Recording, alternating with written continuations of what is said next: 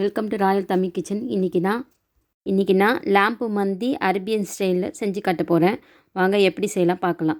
இதுக்கு முதல்ல கறியை வேக வச்சு தண்ணி எடுத்துக்கணும். அதுக்கு முதல்ல 100 இஞ்சி 100 பூண்டை இடிச்சிக்கலாம்.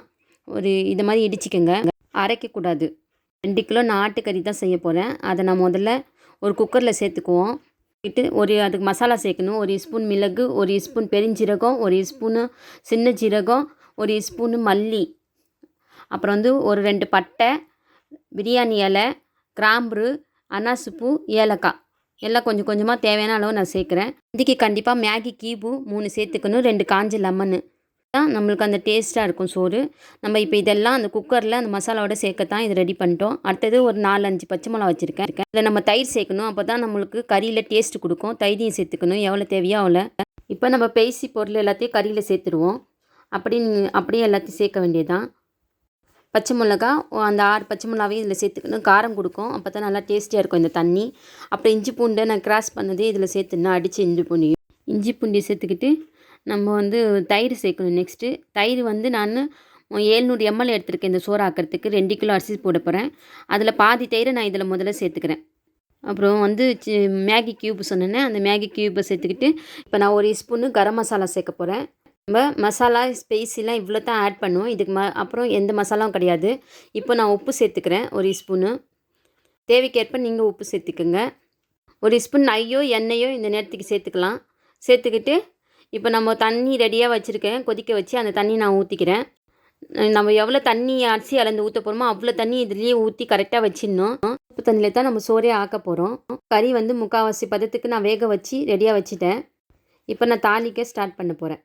அதுக்கு 200 ml எண்ணெய் போட்டுக்கலாம். அதில் 2 பட்டை, 4 கிராம்பு, 4 ஏலக்காய், ஒரே ஒரு சோத்து இலை, ஒரு பச்சை சோத்து இலை ஒன்று போடுறேன், பிரியாணி இலை.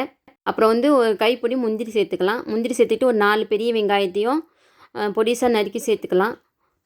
அதிக வெங்காயம் தேவையில்லை, ஒரு 4 வெங்காயம் போட்டால் போதும். வெங்காயம் புலவு சோறுக்கு வதக்குற மாதிரி லைட்டாக தான் வதக்கிக்கணும். அதுக்கப்புறம் நம்ம இஞ்சி பூண்டு பேஸ்ட்டு சேர்த்துக்கலாம். இஞ்சி பூண்டு பேஸ்ட்டு சேர்த்து அதையும் நல்லா வதக்கிக்கலாம், எண்ணெய் பிரிஞ்சு வர வரைக்கும். அப்புறம் 4 பச்சை மிளகா, ஒரு 3 தக்காளி சேர்க்குறேன். தக்காளி ரொம்ப கம்மியாக தான் சேர்க்கணும், இந்த சோறு ரொம்ப கலர் வரக்கூடாது. பச்சை மிளகா தக்காளி சேர்த்து கொஞ்சம் லைட்டாக வதக்கி விட்டுக்கோங்க, ரொம்ப வதக்க தேவையில்லை. இப்போ இதுக்கு அடுத்தது நம்ம தயிர் சேர்த்துக்கலாம். நான் சொன்னல பாதி தயிர் அதில் போட்டுன்னு மீதி பாதி தயிர் இதில் சேர்த்துக்கிறேன். அதையும் சேர்த்து நல்லா வதக்கிக்கலாம் 1 நிமிஷத்துக்கு. அதுக்கு நடுவில் கறியை எடுத்துக்கிட்டு சூப்பு தண்ணி ரெடி பண்ணி வச்சுக்கலாம். தயிர் சேர்த்து எண்ணெய் பிரிஞ்சு வர நேரத்தில் ரெடி பண்ணி வச்சுருக்க அந்த சூப்பை எடுத்து இதில் சேர்த்து கரெக்டான அளவு எவ்வளோ அரிசி போட போகிறோமோ அந்த அளவுக்கு அந்த சூப்பை அளந்து இதில் சேர்த்துக்கணும். நான் 2 கிலோ அரிசி போட போகிறேன். எனக்கு கரெக்டாக வந்தது. எனக்கு கரெக்டாக 4 லிட்ரு மட்டன் சூப்பு கிடச்சிச்சு. நான் அதை கரெக்டாக அளந்து இது சேர்த்துக்கிறேன். இப்போ நான் சேர்த்துட்டு இதில் தேவையான உப்பு, கொத்தமல்லி தழை, புதினா எல்லாத்தையும் இதில் சேர்த்துக்கணும். நீங்கள் கொத்தமல்லி புதினா நிறைய சேர்த்துக்கிட்டிங்கன்னா வாசனையாக இருக்கும் சோறு. அரிசி ஏற்கனவே களைஞ்சி ஊற வச்சு ரெடியாக வச்சுருந்தேன் 2 கிலோ அரிசி பாசிமதி ரைஸு. அதை நான் இப்போ கொதி வர நேரத்தில் சேர்த்துக்க போகிறேன். கொதி வந்துடுச்சு தண்ணி, இப்போ நான் சேர்த்துட்றேன். கறி பாருங்கள் வெந்துடுச்சு பாருங்கள், எனக்கு முக்கால்வாசி பதத்துக்கு. இதை நம்ம மேலே தான் வைக்க போகிறோம். அரிசி வெந்து மேலே வந்த உடனேயும் நம்ம கறியை தூக்கி மேலே வச்சு தம் விட வேண்டியது தான். ரொம்ப ஈஸி, ரொம்ப சிம்பிள். இந்த சோறு சட்டுன்னு செஞ்சிடலாம். வேக வச்சு எடுத்துகிட்டேன். தண்ணினா தாளிச்சி சோறு மாதிரி தான், புலவு சோறு மாதிரி தான், சட்டுன்னு தாளித்து செஞ்சிடலாம். இப்போ கொஞ்சமாக கொத்தமல்லி தழை புதினாவை மேலே போட்டு நம்ம 50 மினிட்ஸ்க்கு தம்மு விட போகிறேன். ஆஃப்டர் 50 மினிட்ஸ் ஆகிடுச்சு பாருங்கள், சோறு ரெடி ஆகிடுச்சு.